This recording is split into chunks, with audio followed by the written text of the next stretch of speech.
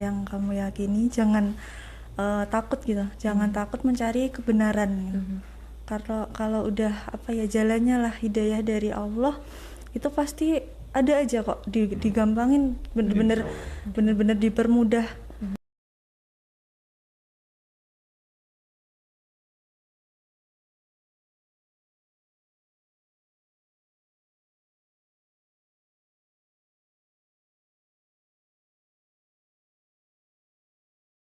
CTS Gufam mantap.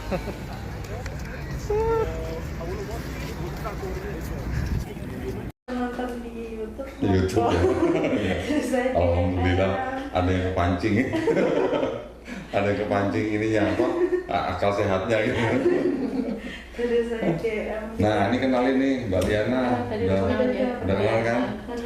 Ini Mas Amro, ini istri saya. Jadi ceritanya gimana?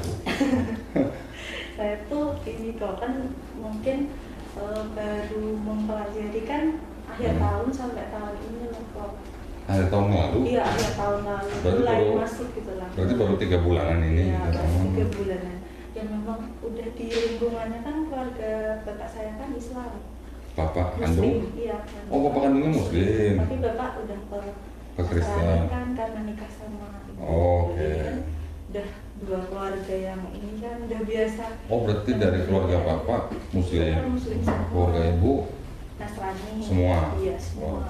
Asli Jogja, asli Jawa semua. Asli Jawa semua. Oh, oke. Ya, Wonogiri kan banyak sih ya. Itu pun ya. Kan mulai malah itu saya belajarnya dari ini, kok kan saya kayak saya Nasrani gitu kan, tapi tuh nggak yang benar-benar belum paham gitu lah, karena memang mungkin kan dari ayah saya juga Nasrani, tapi basicnya dari Muslim gitu, jadi kan dari kecil pun pelajaran tentang agama Kristen kan masih cuma dari sisi itu gitu kan. Terus mulai belajar, saya belajar dari Alkitab dulu malah. Oh ya sama, saya juga belajar dari gitu. Belajar. Ini juga sama belajar dari gitu. Oh iya, gini, Mbak Adel, ini mohon maaf ya, mohon maaf. Sebelumnya boleh nggak kalau ini kan namanya kita mau center. Iya. Kalau setiap kita ada tamu itu kan kita butuh dokumentasi. Iya. Boleh nggak kalau direkam? Mantap. Kalau misalnya lebih berkenan lagi, boleh nggak kalau kita tayangin di YouTube? Boleh ya, kalau boleh kita rekam ya. Iya kok. Bismillahirrahmanirrahim. Assalamualaikum warahmatullahi wabarakatuh. Waalaikumsalam warahmatullahi wabarakatuh. Alhamdulillah. Hari ini kita kedatangan tamu spesial. Nggak cuma satu, tapi ada beberapa ini, Masya Allah. Ada Mbak Adel dan ada Koh Dondi ya, special guest special guestnya di MC ini hari ini edisi Syawalan nih kok. Syawalan ya. Iya, iya. Masya Allah. Alhamdulillah.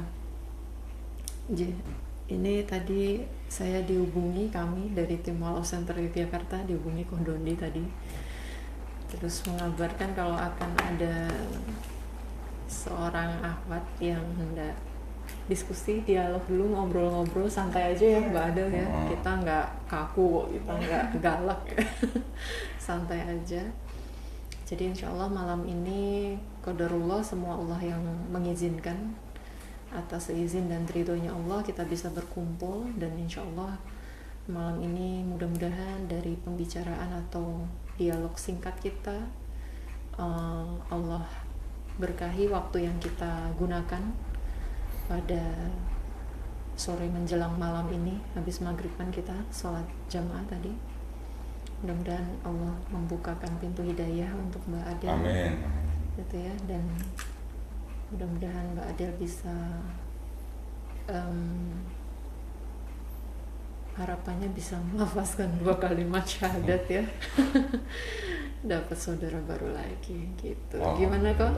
Alhamdulillah. Perjalanan lancar? Alhamdulillah lancar, semuanya dimudahkan. Alhamdulillah. Pada sore hari ini saya diterima nih, wah, dengan upacara besar-besaran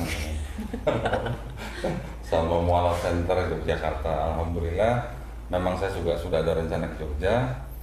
Nah, Mbak Adel ini ceritanya kita berkomunikasi ya, awalnya lewat Instagram, kemudian kita atur janji, bertemunya saya langsung berpikir mendingan kita langsung ketemu di MCY gitu.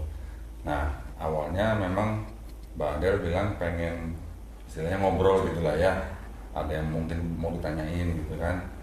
Ini terkait dengan mungkin Mbak Adel mungkin selama beberapa bulan ini mungkin sudah galau gitu atau gimana? Galau.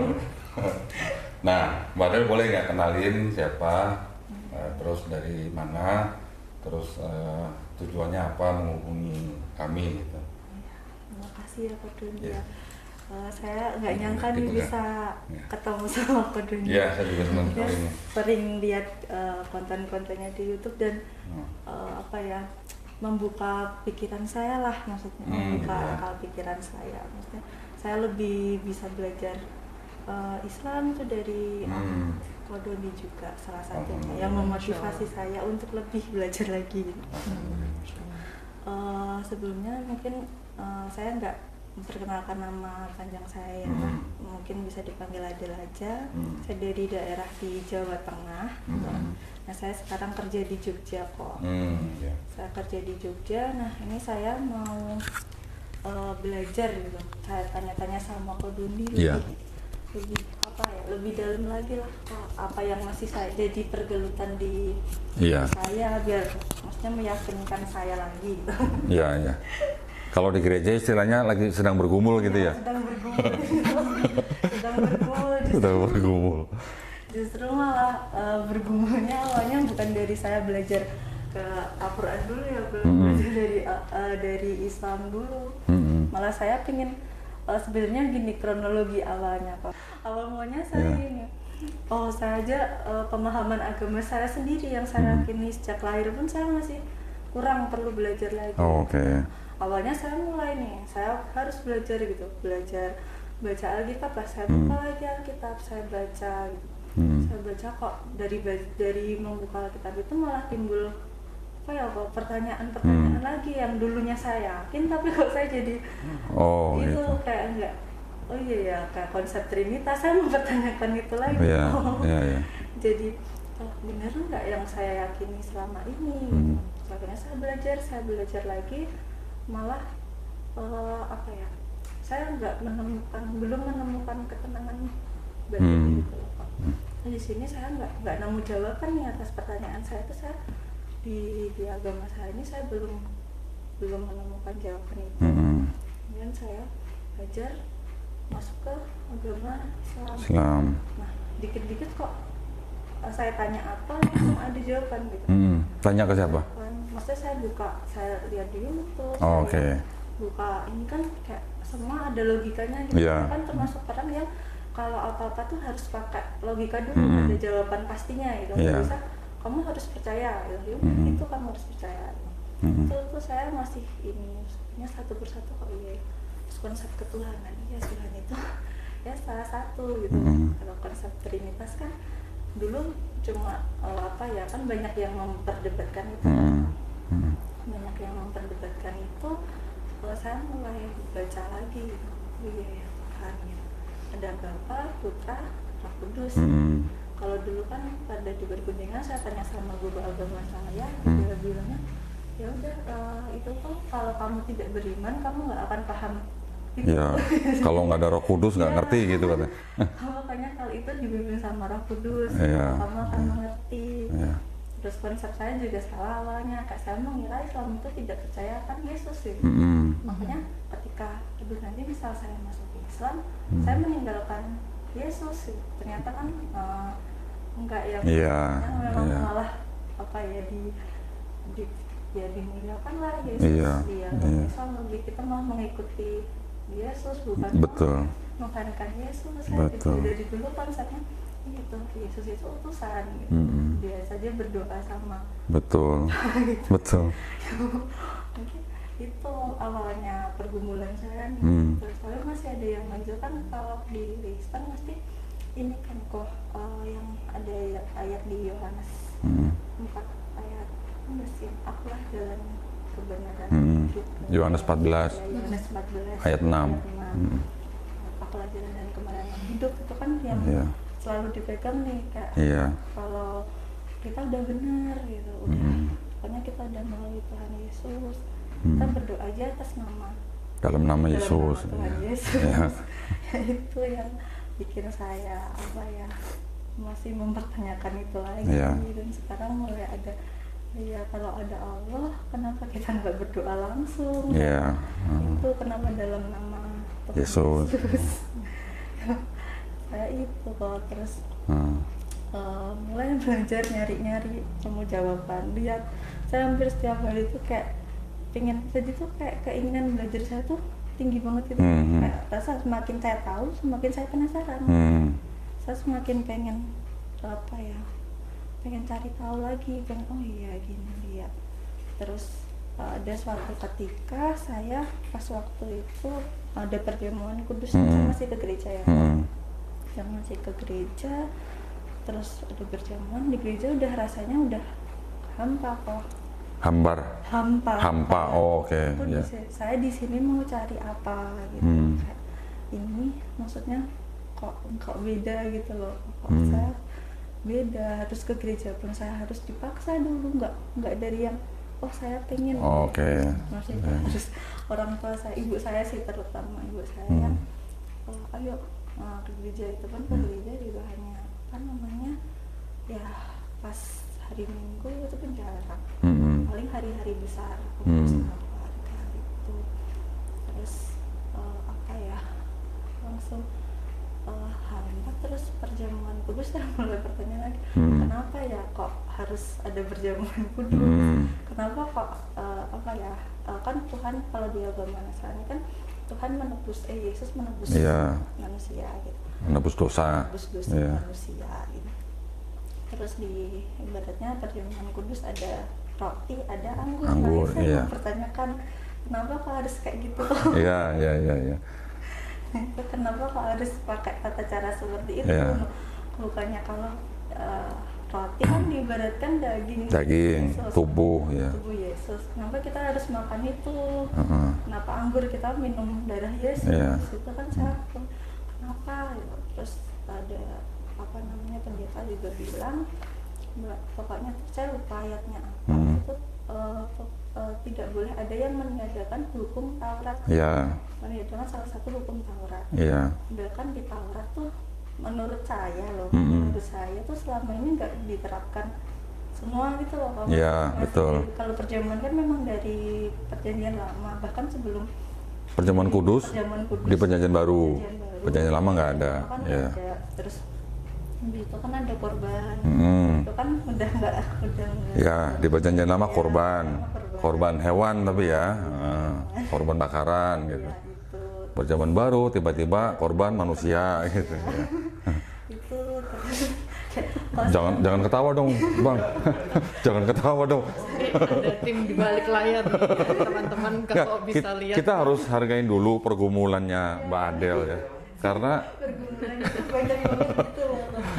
Kalau bisa, tadi tuh pertanyaan kayak, ini kenapa ya kok gini? sorry. Tadi kan pertama kali kan Trinitas yang ditanyain kan.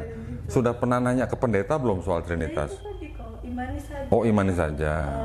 Pokoknya orang yang apa ya, kamu akan paham kalau kamu dibimbing Kalau sama punya Roh Kudus. dan Roh Kudus. Kalau mau nanya Trinitas sama Celiana tuh. Ini saya lagi nyimak sebetulnya nih, Iya, Mak belum Kodoni. dapet jawabannya gitu. Saya nunggu Gimana statementnya soalnya Kodoni ini. Trinitas itu? Ya, gini. Jadi kalau yang namanya Trinitas atau Tritunggal itu di dalam Bible, kata Trinitas itu sendiri nggak ada. Ya, jadi Trinitas itu adalah hasil pemikiran daripada Bapak-Bapak gereja yang akhirnya ditetapkan di abad keempat Masehi. Di Bible sendiri nggak ada kata Trinitasnya, tapi menurut gereja itu adalah konsep ketuhanan bagi aliran yang mempercayai Trinitas atau disebut Trinitarian. Nanti ada lagi kelompok yang tidak percaya dengan Trinitas. Ada beberapa kelompok yang tidak percaya Trinitas, ada yang dari Unitarian, nanti ada lagi yang Mormon gitu ya. Nah, tetapi kita harus tahu dulu atau harus paham dulu kenapa kok gereja menetapkan konsep Trinitas gitu ya. Kita harus paham juga sejarahnya, kondisi pada saat itu di daerah itu gitu ya. Palestina pada saat itu tempat di mana kita sebut Yesus atau Isa Al-Masih jalan-jalan di atas muka bumi itu pada waktu itu kan di bawah penjajahan bangsa Romawi. Kita tahu nih Romawi ini agamanya apa gitu. Mereka kan menggunakan kepercayaan Helenisme Yunani kuno. Yunani juga bisa mempercayai Helenisme juga dari orang-orang atau bangsa-bangsa di sekitar mereka.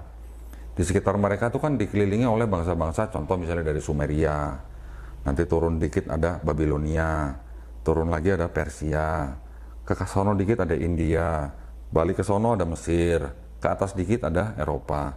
Semua daerah-daerah itu sudah ratusan tahun yang sebelumnya itu memang sudah percaya atau menyembah Tuhan yang disebut dengan Triad. Ya, Triad, 3 tapi 1. 1 tapi 3 gitulah. Jadi boleh dibilang kekristenan itu memang akhirnya seperti mengadopsi sistem kepercayaan bangsa-bangsa yang sudah ada ratusan tahun sebelumnya. Bahkan mungkin ribuan tahun sebelumnya gitulah. Di Sumeria juga mereka percaya ada 3 dewa. Babilonia juga begitu. Persia juga begitu. Di India ada Trimurti. Di Mesir ada Osiris, Horus, Ra. Nanti di Eropa nanti ada Madonna segala macam. Semuanya melambangkan yang 3 tapi 1 gitu. Dari mana gitu? Itu sistem kepercayaan 3 tapi 1 tapi 3 itu dari mana gitu. Ternyata itu dulu pernah saya baca ada perkataan atau saya kutipan ya dari seorang filsuf Yunani namanya Aristoteles. Dia bilang gini, menurut perkataan orang-orang Pitagoras, pernah dengar Pitagoras ya? Di matematika kan ada tuh. Menurut perkataan orang-orang Pitagoras, dunia ini hanya dibatasi dengan 3, awal, tengah, akhir. Menggunakan hukum alam semesta itu, kami gunakan untuk menyembah dewa-dewa kami. Itu awalnya. Jadi, apa yang dilakukan oleh bangsa-bangsa di daerah itu memang semuanya sudah terbiasa menyembah Tuhan yang tadi saya bilang Triad itu gitu. Sejarahnya seperti itu ya. Terus kalau kita lihat di Bible-nya sendiri, di Bible kan tidak ada kata Trinitas.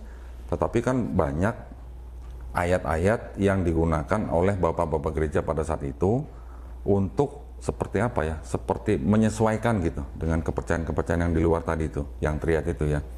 Jadi mereka ada mengambil beberapa ayat, kemudian dipadukan seolah-olah itu adalah dasar daripada kepercayaan Trinitas itu gitu. Ada nggak ayat-ayat apa saja yang dianggap sebagai dasar dari pemikiran Trinitas itu? Contohnya, misalnya di Matius 28:19. Karena itu pergilah, jadikanlah semua bangsa muridku, ya kan? Baptislah mereka dalam nama Bapa, Putra, dan Roh Kudus. Ada 3 pribadi nih, gitu. Tapi di ayat itu belum dibilang 1, gitu kan? Ternyata tuh ayat sisipan. Itu ayat sisipan di abad kedua oleh gereja-gereja yang saat itu sedang berkuasa, gitu. Sisipan. Jadi kalau namanya kitab suci, ini kalau dibilang Bible itu kitab suci, tapi ada ayat yang disisipkan, jadi suci nggak? Itu baru 1 tuh ya. Nanti ada lagi misalnya di 1 Yohanes 5:7. Karena ada 3 saksi di dalam surga, Bapa, Firman, dan Roh Kudus, dan ketiganya adalah 1. Nah, di situ disebut tuh ketiganya 1. Menggunakan ayat itu, Bapak Gereja juga mengatakan bahwa ini Trinitas gitu. Kan Trinitas itu kan artinya kan 3 pribadi tapi 1 tapi 3 gitu kan. Menggunakan ayat itu dipakailah sebagai dasar aliran Trinitarian menggunakan pemahamannya sebagai ini loh Trinitas gitu. Ternyata ayat ini juga tidak asli atau disisipkan. Gimana? Jadi kalau ada beberapa ayat, ini baru 2 ya, masih ada belasan lain ayat-ayat yang disisipkan, ditambahkan, bahkan ada yang dipinjam. Pernah dengar ayat dipinjam? Ayat dipinjam itu maksudnya gini, kan kita kalau tahu di Bible itu kan ada 4 gospel. Matius, Markus, Lukas, Yohanes, ya kan? Taruh sini. Oh iya. Siapa yang menulis pertama nih dari 4 ini? Gitu. Ternyata bukan Matius, ternyata Markus.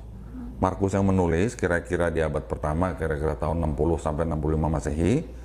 Kemudian baru Matius dan Lukas menyadur dari Markus. Jadi isinya Matius dan isinya Lukas itu di atas 80% sama dengan yang di Markus isinya. Makanya ada yang dibilang salah satu misalnya ayat di Matius dipinjam dari Markus. Nanti yang Lukas juga pinjam dari Matius atau Lukas juga pinjam dari Markus gitu. Matius dan Lukas ditulis kira-kira 10 tahun setelah Markus. Itu kira-kira tahun 75 lah Masehi ya. Kemudian terakhir baru Yohanes. Yohanes ini beda sama sekali gaya penulisannya dengan yang 3 gospel tadi. Yang Yohanes ini sebenarnya ditulis untuk memerangi kelompok yang disebut dengan kelompok Gnostik. Ya, Gnostik di daerah itu pada saat itu berkembang aliran yang namanya kelompok Gnostik. Ini tidak menyadur dari ketiga ini, dia menulis sendiri untuk memerangi kelompok Gnostik, makanya dia banyak berbicara mengenai sisi ketuhanan Yesus. Nah, makanya gereja banyak mengutip ayat dari Yohanes untuk membuktikan keilahian Yesus. Gitu. Contoh kalau tadi Adel bilang Yohanes 14 ayat 6 gitu kan, akulah jalan dan kebenaran dan hidup. Ternyata ribuan atau ratusan tahun sebelum Yesus itu sudah ada tokoh juga yang mengatakan akulah jalan dan hidup dan kebenaran. Siapa? Dewa Mitra. Dewa Mitra juga disebut dia adalah jalan dan hidup dan kebenaran. Kok bisa sama? Kira-kira kebetulan nggak? Kalau gitu. Kira-kira aja kita mikir awam aja lah. Kok yang di sana jalan kehidupan, jalan dan kebenaran dan hidup, Yesus juga jalan dan kebenaran dan hidup gitu.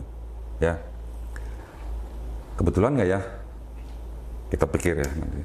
Terus tadi Adel juga bilang ada perjamuan kudus. Kenapa harus ada roti? Kenapa harus ada anggur? Ya kan? Di Mesir, dewa Osiris namanya, itu juga tubuh dan darahnya dilambangkan dengan roti dan anggur. Barang siapa makan roti dan anggur, ya, yang melambangkan tubuh dan darahnya dewa Osiris, mendapatkan hidup yang kekal. Lah kok sama Yohanes 6 ayat 51 sampai 54 yang Yesus bilang ingatlah ini akan aku gitu kan. Barang siapa makan roti ini dan minum anggur ini sama saja kurang lebih lah, artinya kurang lebih sama mendapatkan hidup yang kekal. Kok mirip? Padahal udah ratusan tahun sebelum ada Yesus gitu. Kok bisa mirip gitu? Kira-kira kebetulan nggak? Kira-kira aja. Tadi Trinitas ya, triad, 3 tapi 1. Kemudian apalagi tadi jalan dan hidup dan kebenaran, mirip. Perjamuan kudus, kok mirip gitu ya? Udah 3 tuh miripnya. Kira-kira kebetulan nggak? Masih banyak. Yang lahirnya di gua lah, yang lahir 25 Desember lah, yang matinya disalib lah, yang bangkit di hari ketiga lah. Itu semuanya adalah kemiripan-kemiripan daripada cerita-cerita kepercayaan yang ada di daerah situ, ya, dari Sumeria, Babilonia, Persia, India, Mesir, dan Eropa. Mereka punya tokoh-tokoh yang seperti itu. Bahkan di India, kisahnya Krishna, Dewa Krishna, pernah dengar kan? Iya. Itu hampir sama persis dengan Yesus. Yang baru lahir, rajanya mau bunuh anak-anak di bawah umur 2 tahun, ya. Di Bible kan ada, di Matius kan, Herodes kan. Krishna juga begitu ada, di Bhagavad Gita ada. Kita bisa pikir nggak, kok kira-kira sama gitu ya. Dari mana gitu? Kok mirip gitu ya? Ya, paham ya maksud saya. Ini saya cerita begini, bukan saya mau mempengaruhi siapa-siapa. Kalau Adel mau belajar, saya nanti bisa berikan materinya semua. Tetapi maksud saya, yuk kita pikir kok mirip gitu ya. Sistem kepercayaan Kristen dengan sistem kepercayaan bangsa-bangsa yang sebelumnya, ratusan bahkan ribuan tahun sebelumnya, yang sistem kepercayaannya kok mirip gitu. Berarti kan ada sesuatu. Kalau 1, kebetulan lah mungkin lah ya. 2, masih oke lah kebetulan lah. Tapi kalau 3, 4, 5, 6, 7, 8, masa kebetulan terus gitu kan. Nah, jadi kita harus berpikir menggunakan akal yang sudah diberikan oleh yang menciptakan kita. Apakah ini kira-kira kebetulan kalau sistem kepercayaannya kok sama dengan sistem kepercayaan bangsa-bangsa lain yang sebelumnya gitulah ya. Itu poin pertama. Poin kedua, tadi kan Adel juga sebut bahwa Adel kan percaya bahwa di Kristen itu kan orang Kristen taunya mereka selamat masuk surga karena dosanya sudah ditebus oleh Yesus di atas kayu salib. Kira-kira, ini cuma kira-kira nih, saya cuma ngajak ngobrol doang nih. Kira-kira kalau memang benar Yesus itu Tuhan, sebelum Yesus turun ke bumi, ya, Yesus tahu nggak kira-kira dia bakal mati di atas kayu salib? Harusnya tahu. Dia Tuhan, kalau dianggap Tuhan nih, harusnya Yesus tahu dong. Berarti kalau dia tahu, berarti dia melakukan aksi apa kalau begitu? Cobaan. Dia tahu kalau saya turun ke bumi, saya akan mati di atas kayu salib, bangkit di hari ketiga gitu ya misalnya. Iya. Berarti kan dia tahu dia akan mati. Iya. Udah siap. Udah siap mati kan? Boleh nggak saya sebut itu bunuh diri? Boleh nggak? Iya sih. Dia tahu dia mau mati. Misalnya contoh, saya mau menyelamatkan saudara-saudara saya. Contoh lah, di film juga banyak lah ya, model-model begitulah. Kalau tidak ada salah satu orang yang melakukan, yang lain mati semua. Tapi dia mengorbankan dirinya sendiri untuk menyelamatkan orang lain. Kan mirip seperti itu kan konsepnya. Orang yang mengorbankan dirinya sendiri untuk menyelamatkan saudara atau temannya, bisa nggak aksinya disebut aksi bunuh diri? Karena kan aksinya dia menghilangkan nyawa sendiri. Bukan menghilangkan nyawa orang lain gitu. Menghilangkan nyawanya sendiri untuk mau disebut apa, mau menebus kayak, mau menyelamatkan kayak, atau mau apalah. Tapi kan aksinya dia menghilangkan nyawanya sendiri gitu. Mau di mana tempatnya itu cerita lain lah. Boleh nggak kira-kira aksinya Yesus saya sebut aksi bunuh diri?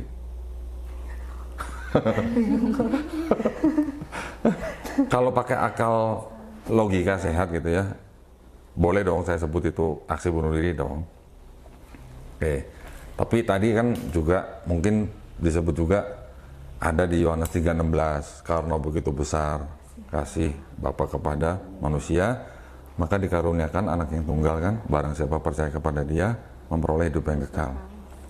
Gereja kan mengajarkan begini, manusia berdosa. Manusia tidak bisa menyelamatkan dirinya sendiri, betul kan? Karena manusia tidak bisa menyelamatkan diri sendiri, maka Tuhan, Sang Pencipta manusia ini, mau mengampuni dosanya manusia ini dengan cara apa? Membunuh anaknya sendiri. Betul kan? Menyerahkan atau mengaruniakan anak yang tunggal sebagai penebus dosa kan artinya kan membunuh anaknya sendiri di atas kayu salib. Kalau nggak begitu dosa manusia nggak ketebus gitu. Kan gitu konsepnya, betul kan? Contoh kalau misalnya sekarang Mbak Adel misalnya ke toko permen misalnya. Ini misalnya nih contoh nih ya, misalnya Mbak Adel nyolong permen satu misalnya, dimakan nih. Salah kan? Salah. Berdosa kan? Terus habis itu Adel sadar, oh iya saya dosa nih. Adel datang lagi ke toko permen, bilang sama yang punya toko, saya mau minta maaf, tadi saya udah nyolong permen, saya bersalah, saya mohon dimaafin gitu. Terus yang punya toko bilang, oke saya maafin, tapi kamu harus bunuh anak saya dulu gitu. Masuk akal nggak kira-kira? Nah gitu. Itu baru konsep keselamatannya gitu ya. Terus banyak juga kan ayat-ayat yang dipakai bahwa Yesus itu Tuhan karena dia itu bilang aku dan Bapa adalah satu misalnya. Ya kan, Yohanes 10:30. Tapi kan di atasnya itu kan ada ayat-ayat yang menerangkan bahwa Yesus melakukan pekerjaan yang diperintahkan Bapa gitu kan untuk umat atau bangsa Israel. Berarti kan ada sebuah misi di situ kan. Misinya apa? Melakukan pekerjaan-pekerjaan supaya bangsa Israel bertobat karena kerajaan Allah sudah dekat. Kalau tidak bertobat, mereka masuk neraka misalnya. Bertobat, masuk kerajaan Allah sebutnya, gitu kan. Kalau pekerjaannya dilakukan, ada yang mengutus, ada yang diutus melakukan pekerjaan, berarti kan ada misi. Berarti kan yang sama apanya? Kalau begitu. Tujuannya dong. Tetapi itu dipahami oleh gereja sebagai Yesus dan Bapa satu atau sama hakikatnya gitu. Maka dianggap, oh karena itu Yesus disebut Tuhan gitu. Kurang lebih seperti itu ya. Ada yang mau tanya sampai sini? Iya sih, sama ini sih yang kayak di Kristen kan ada 12 pengakuan iman rasuli. Heeh. Kan ada yang dari yang ketiga, Yesus bangkit dari antara orang mati, naik ke surga, duduk di sebelah kanan Allah apa gitu. Kalau jadi satu, saya mau bertanyakan itu, kalau Tuhan dan Allah itu Yesus dan Allah itu satu, kenapa Yesus naik ke surga duduk di sebelahnya? Iya, Kirain mau nanya kenapa nggak duduk sebelah kiri gitu. Kenapa duduk di sebelah kanannya gitu? Iya, kenapa sebelah kanan, kenapa nggak sebelah kiri gitu ya. Untung nggak nanya, yang duduk kalau gitu sebelah kanan, terus yang duduk sebelah kiri siapa gitu. Kalau pendeta bilangnya begini, kalau Yesus diceritakan duduk di sebelah kanan itu pemahamannya menurut mereka, itu artinya Yesus menerima kuasa gitu dari Bapa gitu. Artinya begitu. Mau dianggap sebagai literal, karena di ayatnya kan di Kisah Para Rasul Stefanus melihat gitu kan, Yesus duduk di sebelah kanan. Tapi pendeta menjawabnya itu artinya Yesus menerima kuasa gitu. Pendeta yang jawab. Tetapi kan kita sebagai manusia mikirnya di alam bawah sadar kita aja, kita langsung mikir kalau ada Bapa, terus Yesus duduk sebelah kanan, terus satunya di mana gitu loh, ya kan? Kalau memang Yesus Tuhan, atau juga ada pendeta yang bilang bahwa Yesus itu ya Bapa itu sendiri karena dia menjelma jadi manusia katanya kan. Terus giliran dia diangkat, kenapa enggak berubah jadi Bapa gitu kan? Jadi hal-hal seperti itu memang hal-hal yang boleh dibilang konsep yang sebenarnya dipaksakan gitu, nggak masuk ke dalam akal sehat manusia gitu. Di Yohanes 3:16 Yesus dipangku, bukan duduk sebelah kanan. Nanti ada lagi ayat Yesus berdiri, bukan duduk. Tetapi ya oke lah, itu mungkin dianggap sebagai ayat kiasan gitulah ya. Ya tetapi tetap aja itu tidak bisa diterima di bawah alam sadar kita gitu. Tetap di bawah kita, misal mau kita renungkan bagaimana, tetap ada 3 sosok gitu di atas. Ada Bapa, gambaran kita, seorang yang sangat tua, jenggotnya sangat panjang misalnya gitu ya. Nanti ada Yesus, sosoknya berambut gondrong, berjenggot, matanya biru, hidungnya mancung gitu misalnya. Itu gambaran-gambaran yang ada di dalam atau di bawah alam sadar kita. Roh Kudus, nanti kita bisa mikir merpati lah, atau seperti malaikat lah gitu. Tetap ada 3 sosok yang berbeda.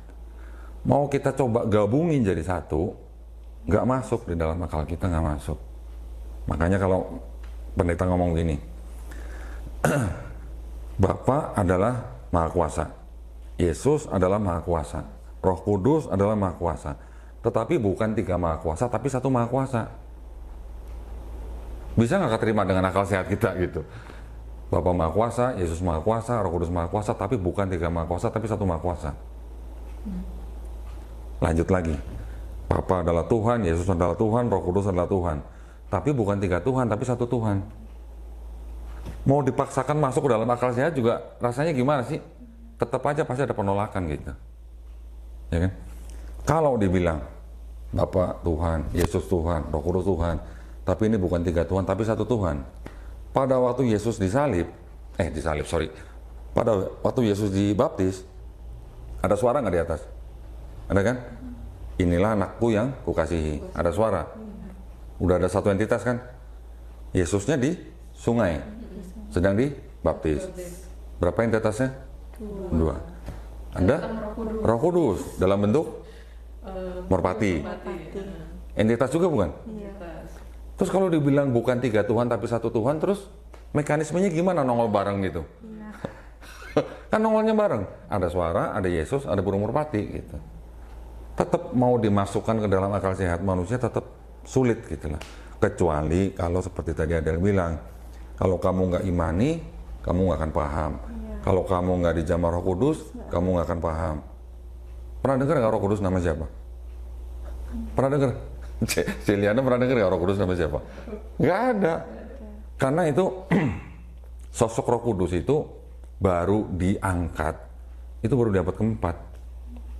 Sampai dari abad 1 sampai abad 3 tuh jarang dibicarakan gitu loh sama bapak-bapak gereja yang berbeda pendapat gitu lah.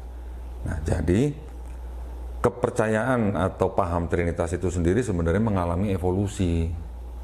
Nggak ujuk-ujuk gitu, kalau orang Jawa bilang nggak ujuk-ujuk langsung nongol Trinitas gitu, enggak.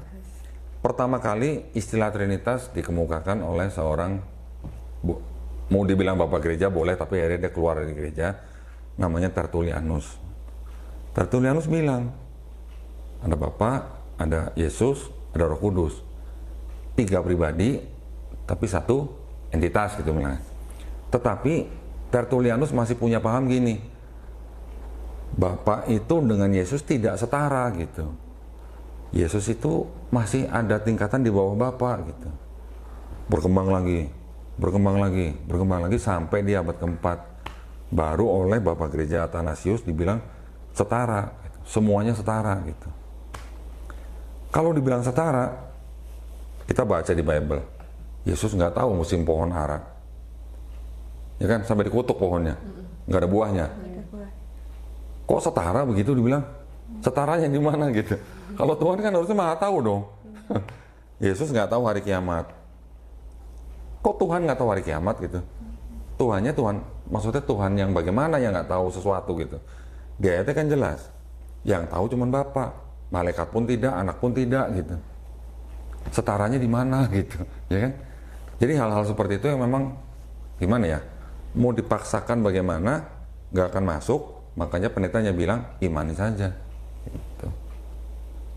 Itu adalah konsep yang memang ya oke lah. Sekarang memang orang Kristen kalau digabungin semua memang paling banyak. Tetapi kan menyebarkannya dengan cara apa kan itu nanti harus kita baca gitu ya.